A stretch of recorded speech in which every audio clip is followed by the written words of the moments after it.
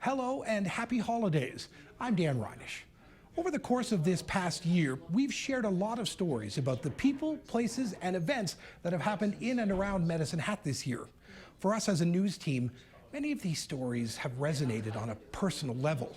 So as we look back on 2019, we're going to hear from our reporters about some of the stories that struck a chord with them this past year.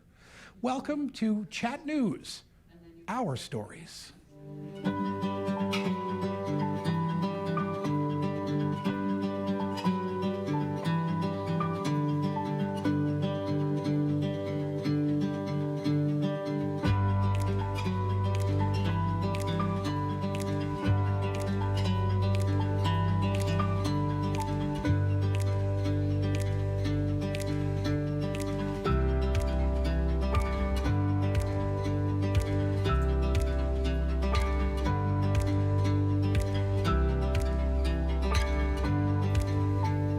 We never know what challenges we may face in life.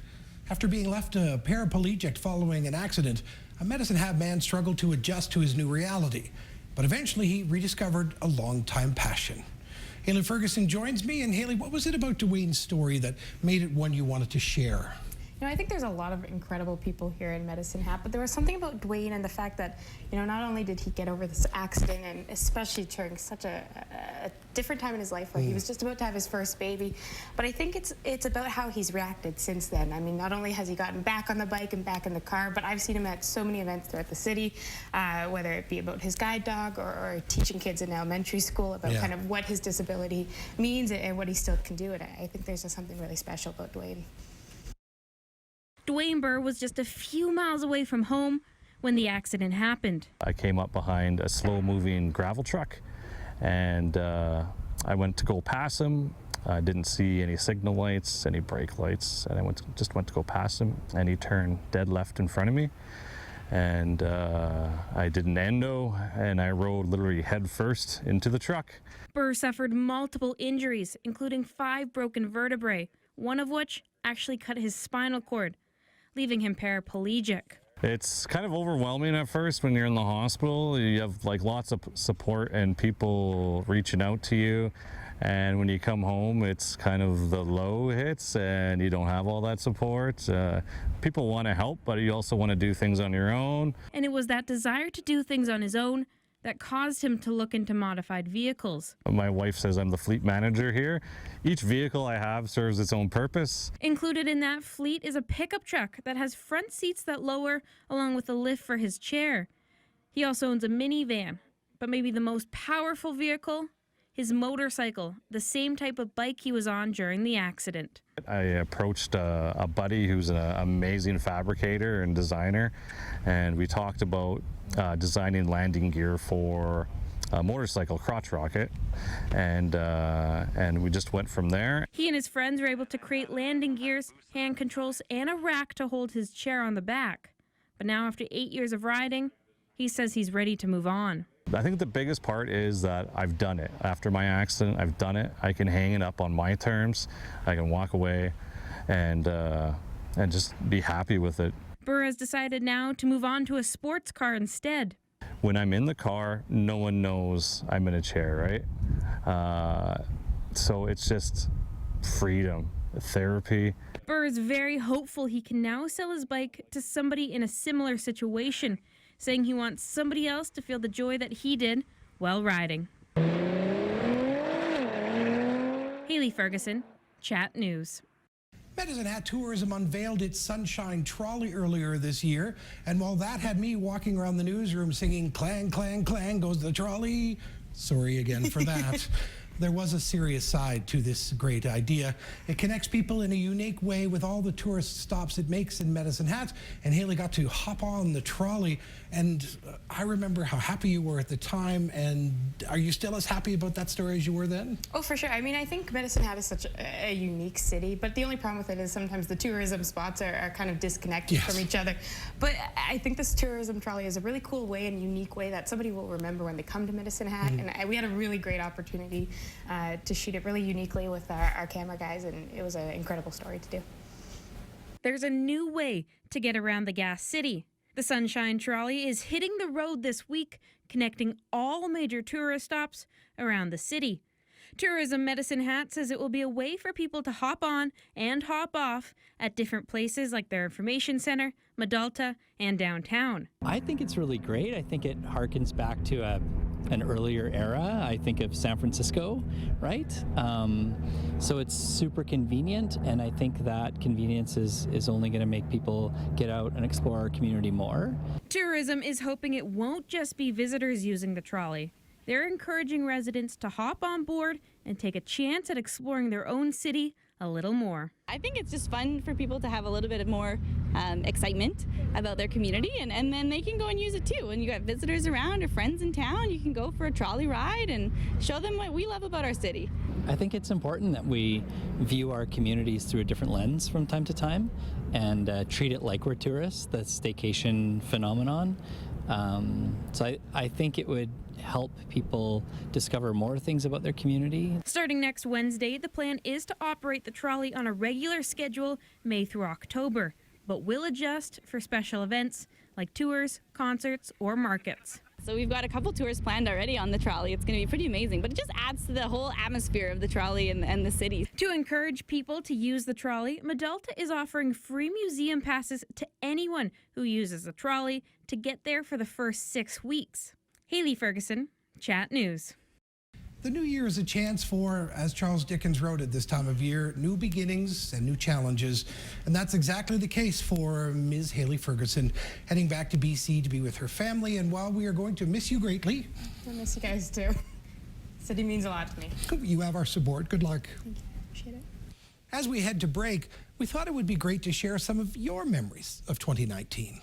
Just my family was all healthy and great this year, so yeah, I'm very grateful for that. Being with family, being healthy, and that all dogs get rescued.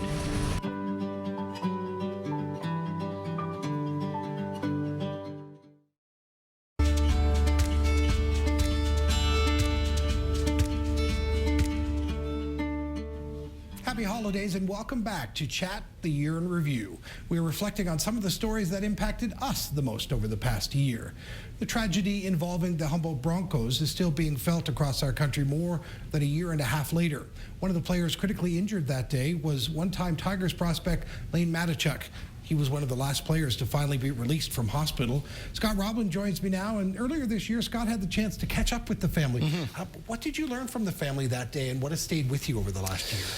I think it was just their willingness to share their story. I was able to catch up with Lane's sister Carly, who's in Regina, and spoke to her over the phone, and it was a very eye-opening conversation. You know, I think the thing that stuck with me the most was her saying, you know, that this was a year later from the crash, and they're still picking glass out of Lane's body from this crash. So, I mean, something like that is powerful enough to hear. And also catching up with members of the Tigers organization who were teammates, coaches of Lane when he was here for preseason games over a couple of years, and they just had nothing but good things to say about him. And just watching the Twitter videos that his dad posts every so often about him getting back on the ice skating, it's one of the most inspirational things you can think of. I feel like I'm getting my brother back. Slowly but surely, the Mattituck family is seeing progress after a nightmare 12 months. On April 6, 2018, their son Lane was a passenger on the Humboldt Broncos bus. Lane has no memory of the crash.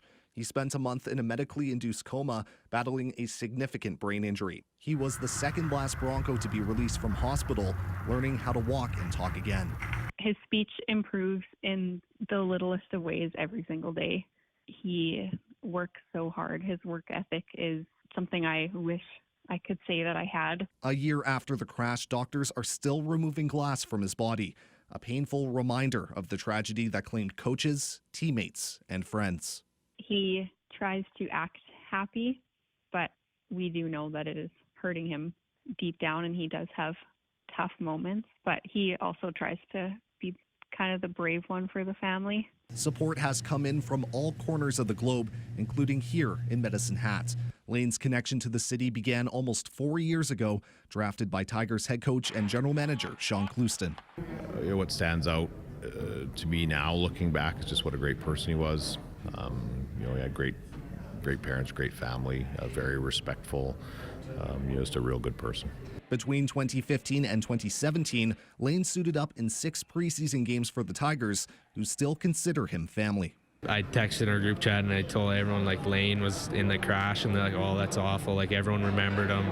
Great guy, and it's cool to see him come back from that, being a part of this team. It was such a short amount of time, but they treated him so well. I think that he really enjoyed his time there, and Medicine Hat really made an impact on him. Even in recovery, Lane has had moments to smile, from getting his high school diploma from his hero Sidney Crosby to getting back on the ice for the first time since the crash.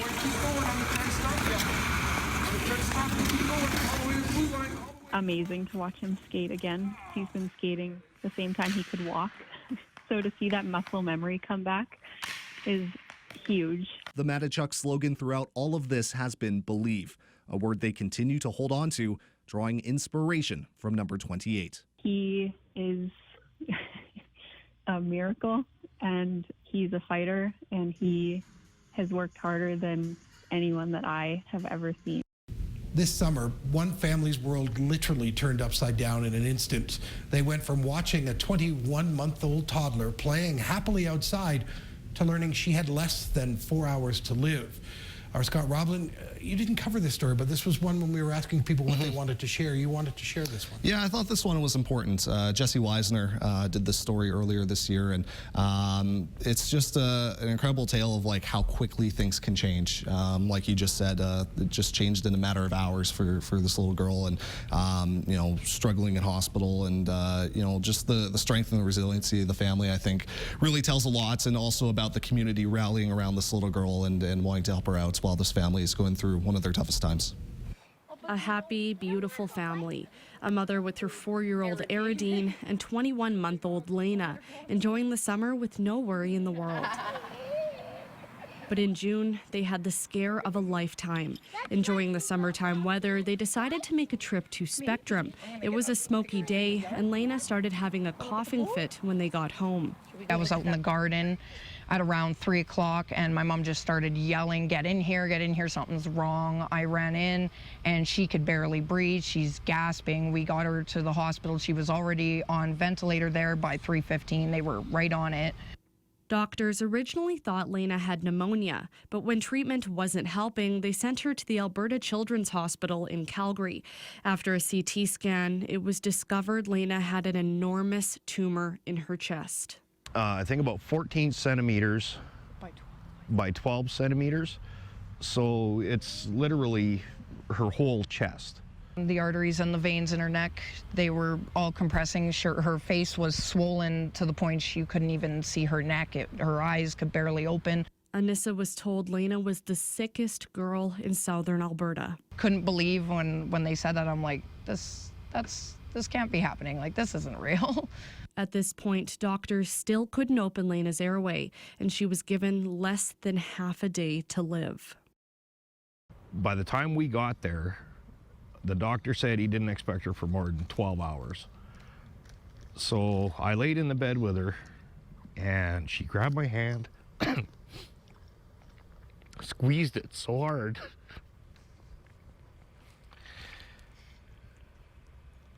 It was like, I was like, yeah, she's still stubborn. Trying anything, they decided to do surgery in order to intubate her. She was given a 20% chance of surviving. 3 hours seemed like a week. It just drug on and on and on.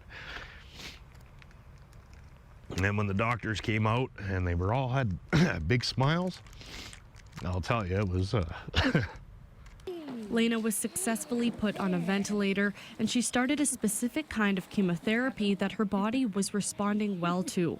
After a few rocky days in hospital, she shocked doctors with her resilience. But as soon as she woke up, she was right back to her little sassy self.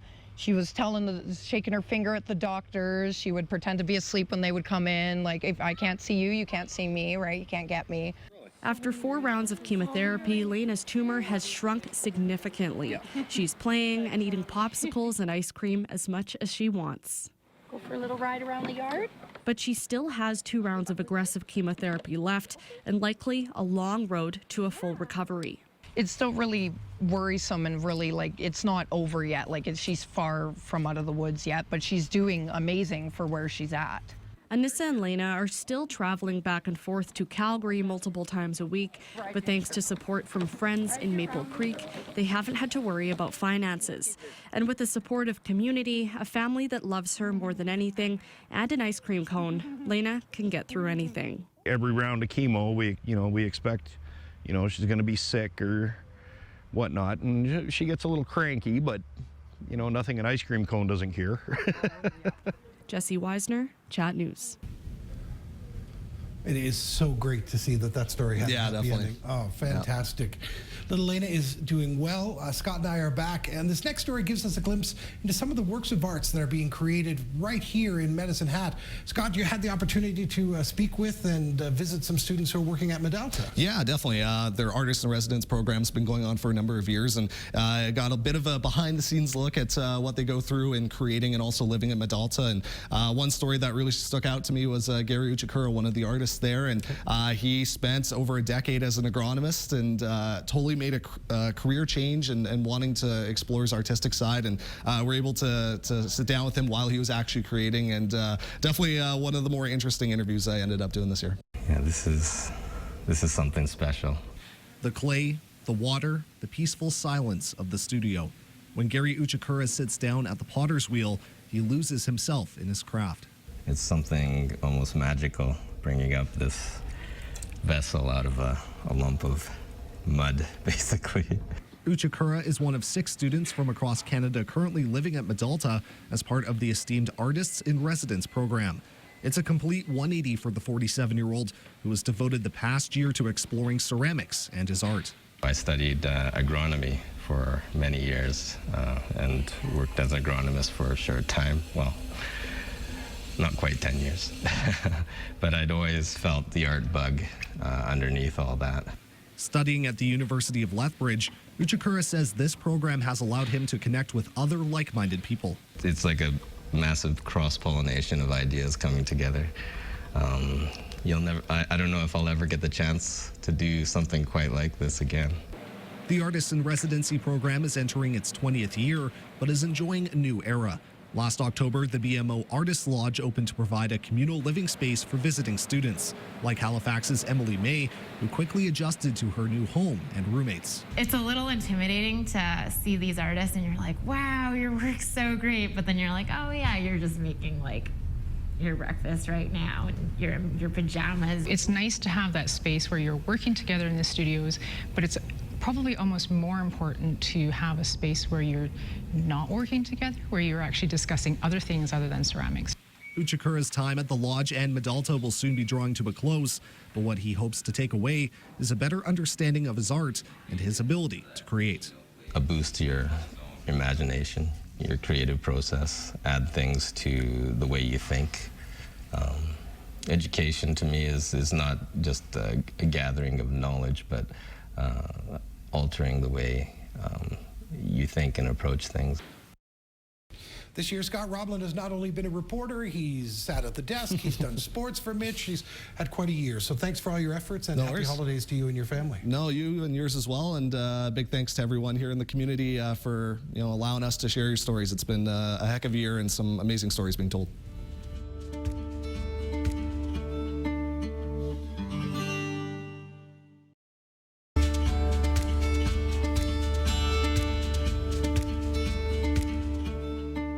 Welcome back to the Chat Year in Review. Frank Weber is a man who spent years capturing the history of Medicine Hat one photo at a time.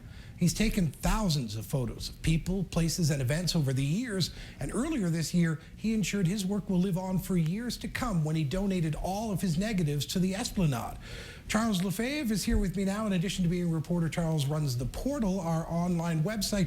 Charles, this story was great. What was it that was special for you? I was a photographer before I joined Chat News, and I've met Frank Weber a couple of times in my travels, and I was always impressed by the work that he's done and stuff he's been able to shoot. Like, he used to photograph in the newspaper, but these photos that he shot were more like commercial stuff, work for hire, things like that. But it's just showing like how Medicine Hat has evolved over the years. Like, you see photos of Box Springs Business Park, where there's almost nothing there, and then today it's just grown. And even seeing shots of the college, and there's no Southridge neighborhood, or it's just nothing there. Just amazing to see this is an area of history that you need to know about, and just how the city's grown in even just 50 years. This is the old folder with the negative on either side of the holder. The equipment Frank uses has developed a lot since the 1960s, but the reason for why he takes photographs has never changed since he was a young man. I was really fascinated by photography because you're just preserving time, and being young and at that age, I wanted to keep those good times as long as I could. As a news photographer, Frank was present at many events over the years, including the installation of the CP rail train in Riverside Park. They came off the main line and built that spur line just temporarily that you see there, and just literally run the engines down into the yard or into the park where you see it now. Looking back, he is amazed at the growth of Medicine Hat over the decades, using this photo of King Cooley Park from the 1980s as an example. There's none of the any buildings on the south side of the Trans-Canada Highway, and that's all filled in now and still growing. 2 years ago, Frank approached the Esplanade Archives to donate roughly 19,000 negatives from his freelance photography days. The work spanned from the 1980s to the 2000s, and archivist Philip Pipe says when they saw the collection, they had to have it. That connection to the community, that ability to be there, he's been able to record day-to-day life, as well as record some of those iconic events that are really important to our community's history. It took approximately 250 hours to catalog the negatives, scan them, and make approximately 700 digital copies of photos available. What we're able to do by getting it stored and described and accessible is ensure that it's available for many, many years to come. Still hope someone somewhere finds one of them interesting and can make some use of them. The digital copies of Frank's photographs can be viewed online on the Esplanade's website. You can also visit the archives during regular hours to see all of the negatives in person. Charles Lefebvre, Chat News. This next story is also about a piece of Medicine Hat's history dating back thousands of years. Evidence of a saber-toothed cat was uncovered earlier this year, and we sent Charles out to find out more. So what was the most interesting part about this story for you? But I think the thing that I found really interesting is that Medicine Hat had a fossil history, dinosaur history. Everyone thinks, when you think fossils, dinosaurs, you think Drumheller, you think Dinosaur Park in Brooks. But Medicine Hat had a lot of, especially Ice Age fossils going there, and something like this could lead to, more people coming out here to check and see, what's just in our backyard. It's a small item that's had a big impact. This fossil, discovered near Medicine Hat over 50 years ago, confirms the Smilodon, also known as the saber-toothed cat, was active in roaming the Canadian prairies 40,000 years ago. Ashley Reynolds, a PhD candidate at the University of Toronto, came across the fossil 2 years ago during her research, though it was only recently that the fossil was confirmed to be actually from the Smilodon. I just happened to be looking through the drawers that we have at the Royal Ontario Museum and came across these little packages of bone that said they belonged to Smilodon, which, to my knowledge, had never been found in Canada before. The hand bone from the animal was originally collected west of the Medicine Hat city limits by a team from the University of Toronto in the late 1960s.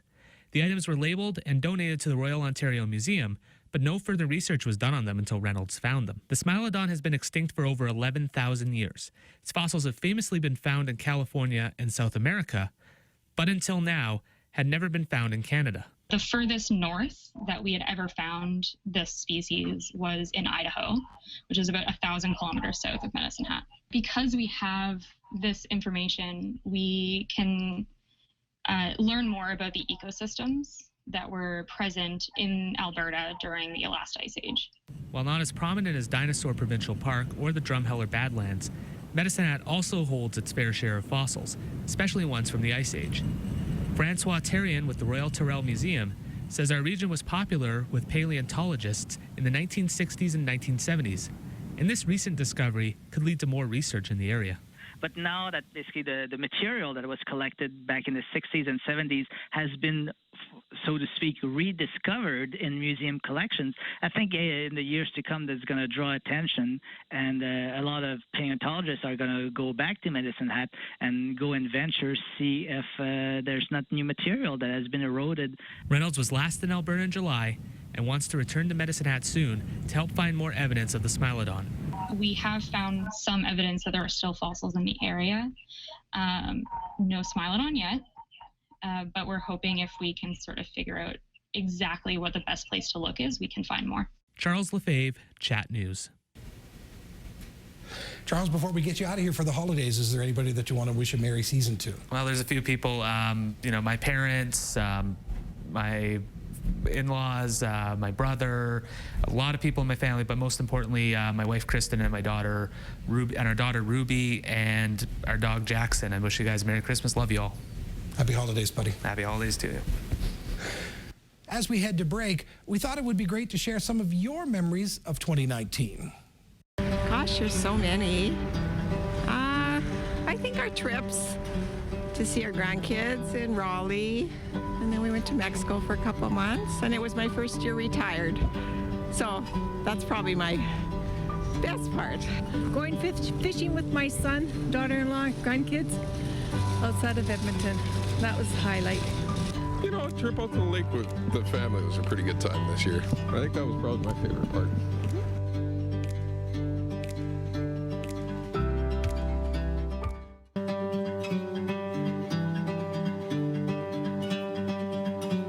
Spending time with my family, and my granddaughter is graduating from grade 12, so we went grad shopping, and our youngest son got engaged this summer to a lovely woman, and to me it's about family, absolutely. Probably getting engaged to my fiance. Well, we got our crop off in a good shape, decent calf prices. Kids are growing good. Not a bad year. Welcome back to Year in Review. These are the stories that made a connection with our reporters this year. These are our stories. And the Chat TV News team welcomed a new member earlier this month. Chantal Wagner joined us from Olds, where she had been working in radio news for the last 6 years. I guess we should say welcome. Thank you. Thanks for having me. What would you like to share with people about yourself? Well, I'm from Saskatchewan, and just happy to, join the team here. Okay. Yeah. Okay. And one of the first things we had you do made it into your mindset. We were talking about the sensory issues in and around Medicine Hat, and what was it about this story that made it memorable for you? Yeah, just the people who I interviewed, they're very passionate about it. You'll see Lisa here. I could have added so many, clips of her in the story, but you know how it goes. And yeah, she's just a lovely lady, and just what they're doing to include everyone in the community. An inclusive community, that's what a few organizations in the city are focusing on. Over at the Core Association, Service Coordinator Lisa McGraw says sensory needs are often misunderstood. It's basically whatever input you get from whatever sources, could be touch, could be smells, your brain just doesn't quite process them the same way. And so it can be really, really overwhelming. McGraw hopes awareness will grow in the community when it comes to sensory needs. She says the Core Association continues to focus on different sensory activities. Meantime, over at the Medicine Hat Public Library, Chief Librarian Ken Fazer talks about their sensory movies they offer for free on Sundays at the library. That's basically showing movies with a little bit lower volume for people who prefer not to have those big explosions and loud noises. Fazer says the library is hoping to grow and offer more sensory programs and events. We really are interested in doing something like that. We don't have funding for it currently, but we're investigating that. And I really hope to have some news about that sometime in the future. There's also an opportunity to sensory shop at the Safeway location in Medicine Hat Mall. Store manager Colin Laird says they started a sensory shopping night in July of this year. That initiative first began in Summerside, Prince Edward Island. He says the sensory shopping night is now rolled out across their banners, 450 stores and counting. We do it every Monday from 7 till 9 p.m. During that time, we turn the lights down 50%. We try and eliminate as much noise as possible. We turn the scanners off. We turn the PA off. We turn the music off. We try to make sure that we don't have any noises as far as the production. And if we can adjust and adapt the environment to let them be able to experience all of the things that we all get to experience, that's fantastic. It's just amazing. McGraw says to see people and organizations supporting sensory initiatives in the community is great news. Chantal Wagner, Chat News. All right, so before we let you go, happy holiday wishes for anyone in the community or friends and family around the world? Yeah, well, I have to say happy holidays to my mom and dad. And hi, Mom, because when you're on TV, you got to say that, your first crack at it. So just, yeah, to my family, they helped me move here and moved many times, and my sister and brother-in-law and my dog, Luna. Luna? Yes. Okay. Okay. Happy holidays. Thank you. Keep up the good work so far. Thanks. In addition to the reporters and my partner Mitch on sports and myself, we're the people that you see on television. The people you don't normally see is the hard-working group of people in this room, the control room, where Curtis and our director Lynette work hard every day to ensure that our stories get on the air, our stories get done, and the items we need for our stories sometimes get found wherever they are across the country. Here's the story they wanted to see again from this year. Lindsay Bonagofsky is a custodian at Webster Niblock School in Medicine Hat. She's usually working behind the scenes, tidying up desks or sweeping the floors, but she also works to make every day better for students. I just got this idea that maybe it would be a positive influence if everyone thought that someone cared enough to put their name on a Valentine just for them. This Sunday, Bonagofsky decided to spend her own time creating Valentine's hearts for every single student and staff member at the school.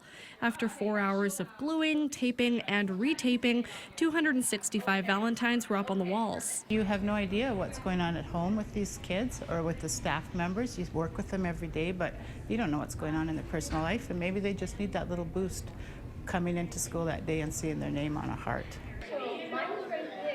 On Monday morning, when students filled up the hallways, the excitement was over the top. You know, they felt really special that somebody had recognized them and that their name was up here, and so looking at their faces through the glass, it was amazing. Bonagofsky has received massive amounts of praise online and in the school for her actions, but she's usually used to being the unseen helper. The reaction's been overwhelming. I tried to do it secretively, but it's sort of blown out of proportion. But the fact is, she's doing positive things behind the scenes on a daily basis. Mrs. B is our night custodian, so she's not around when the kids are all here. And her job is, keep the school really clean, which she does, and safe, but she always goes above and beyond, always thinking about the students. Bonagofsky doesn't receive much recognition from students, but after seeing the hearts and being told who made them, one grade 2 student knows what she thinks of her school's custodian. That she's a great person in the school. Jesse Weisner, Chat News. Because it is the holiday season, and because many nights they enable our show to get on the air when it otherwise wouldn't, let's put them on camera for the first time this year. Well, on behalf of the crew and the people that work back here in the production control room, we just want to wish everybody a Merry Christmas and a Happy Year. I'd like to say thank you to my 2 partners here who help us put the show in every day, and we hope that you have a very fantastic 2020.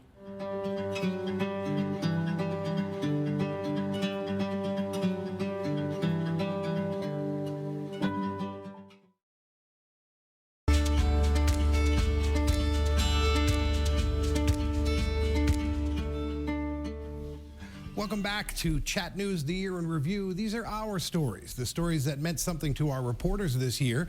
And before he joined us as a reporter in July, this was a story that Alex had pitched to us. Alex McQuaig, what was it about the story of the sage grouse that you wanted to make sure was told?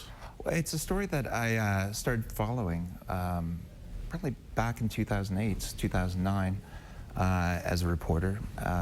And the sage grouse, it's an important issue because The sage-grouse represents the first time an emergency protection order under the Species at Risk Act national legislation was imposed. And so, you know, going through that story and seeing it develop, it's here we are 9 years later, 8 or 9 years later, after the city, after the emergency protection order was leveled, and we're still seeing this issue in the courts. It hasn't ended. There's tens of millions of dollars at risk here of city taxpayer funds. So at the time of the story, at the time the city decided to make the purchase, there was a number of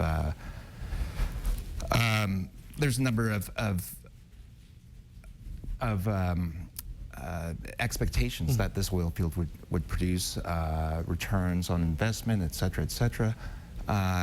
We don't know where that is. We don't know if this field has returned its investment, or at least the return on investment that was predicted back in 2012 when the city decided to buy this.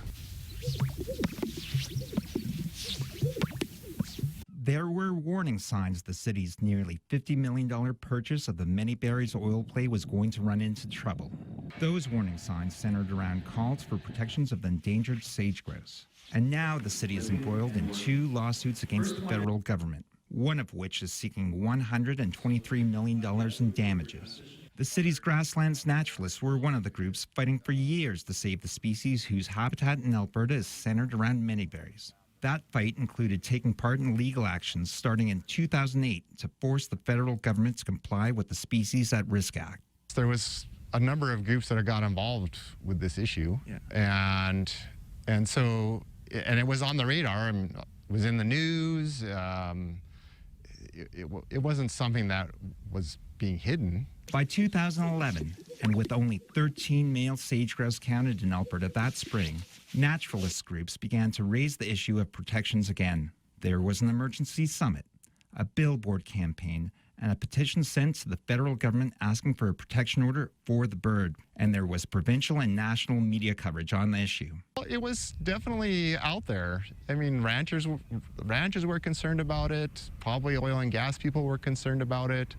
The conservation groups, the researchers. I mean, there was a lot of stuff going on that time with sage-grouse. Despite this, city officials began negotiations with Chinook Energy to purchase the Many Berries oil field in late 2011, including purchasing wells identified in the petition letter as being located in sensitive sage-grouse habitat.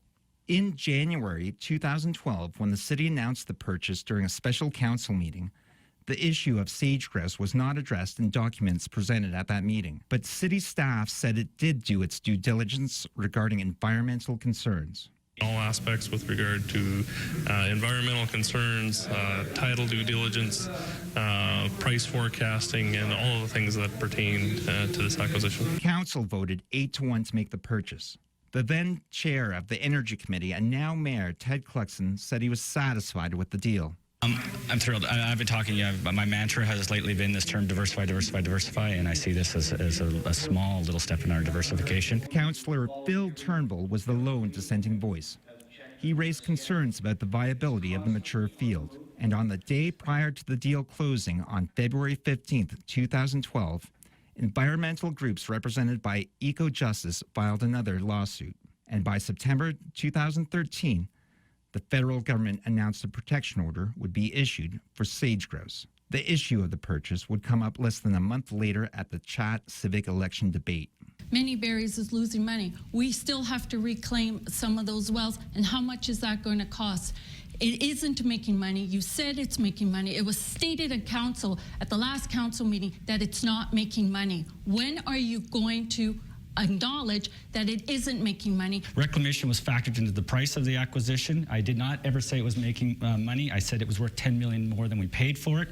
The latest reserve report at a 10% net present value proves that. Within months of those statements, the city launched the first of 2 lawsuits claiming the order has had the effect of sterilizing the oil field. 6 years later, city officials say they will not comment on the Many Berries purchase. They won't reveal its annual production at the field, nor will they state whether they met the financial goals for the purchase outlined in 2012. City officials contacted for comment cited the 2 legal actions as the reason for not discussing the Many Berries purchase. Alex McQuaig, Chat News. Alex, have we heard the end of that story yet? Absolutely not. Right now, there's 2 lawsuits going ahead. One in the federal court, one in provincial courts, Court of Queen's Bench. The Court of Queen's Bench involves a lawsuit. The city, as well as a company, LGX Oil and Gas, are suing the federal government for approximately $120 million. That currently nothing's happening on that file. Nothing since July last year. Okay. But currently, what's the main file is the judicial review of the decision to put this emergency protection on the sagegrass. Right now, there's been affidavits presented. Currently, as we speak, they're likely doing cross-examinations of those affidavits, and we'll likely see a lot more information be presented to the court, filed with the court in January, when those cross-examinations are part of the record. So much more to come, but for now, while we have you here, is there anybody you would like to wish a happy holiday, Merry Christmas to? All Hatters, I'd like to wish a Merry Christmas to and a happy holidays. This town's very welcoming and warm city during the Christmas period, and I know it's been tough for a lot of people, but I think this time of year, it's always good to spend it with loved ones. All the best to you and your family. Thank you very much. And that's it for 2019. These were our stories, the stories that resonated with the reporters at Chat TV this year. As we begin a new decade, we hope to find and share even more stories from Medicine Hat and area. If you have one, find Chat TV Medicine Hat on Facebook and contact us at any time. For now, on behalf of the entire group of people you'll see listed at the end of this show, I'm Dan Reynish. Merry Christmas, happy holidays, and here's to an amazing 2020 and a spectacular new decade for us all.